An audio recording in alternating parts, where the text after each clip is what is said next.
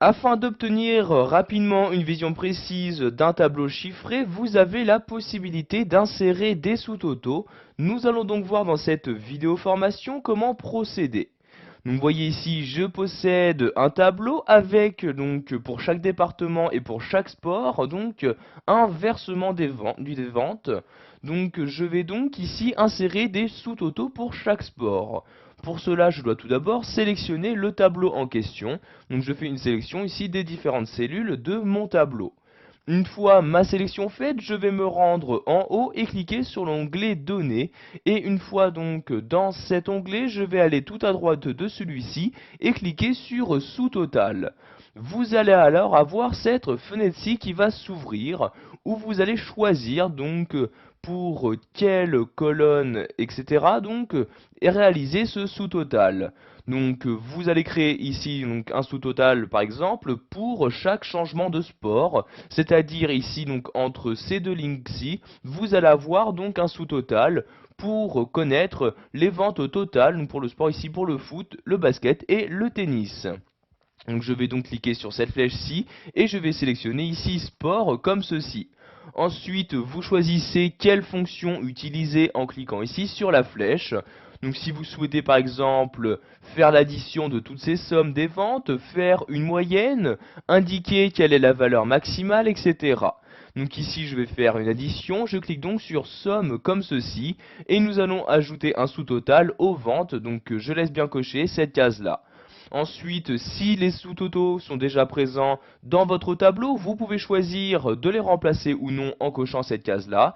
Et donc ensuite, vous cliquez sur OK pour insérer donc ces sous-totaux dans votre tableau. Comme vous pouvez maintenant le voir, j'ai bien 4 lignes qui se sont insérées dans mon tableau, donc un chaque total pour chaque sport et un total général donc qui apparaît bien tout en bas de mon tableau.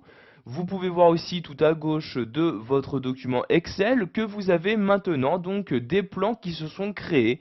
Donc si par exemple ici je souhaite réduire donc tout le sport de tennis, je clique sur ce moins-ci et voyez donc que le tennis maintenant n'apparaît plus dans mon tableau. Pour le faire réapparaître, je n'ai juste qu'à cliquer ici sur le plus de cette manière. Nous allons maintenant voir que vous avez la possibilité d'insérer plusieurs sous-totaux dans un même tableau. Pour cet exemple, je vais me rendre ici sur la feuille numéro 2 et nous allons utiliser ici ce nouveau tableau. Donc nouveau tableau que je vais tout d'abord sélectionner en cliquant dessus. Et vous voyez, donc je sélectionne ici tout mon tableau. Ensuite, je vais cliquer ici sur sous-total et je vais pour commencer ici créer un sous-total donc pour les différents départements. Donc pour savoir quel est le total des ventes pour chaque département. Donc je sélectionne bien ici à chaque changement de département, j'utilise bien la fonction somme et je vais ajouter un sous-total aux ventes.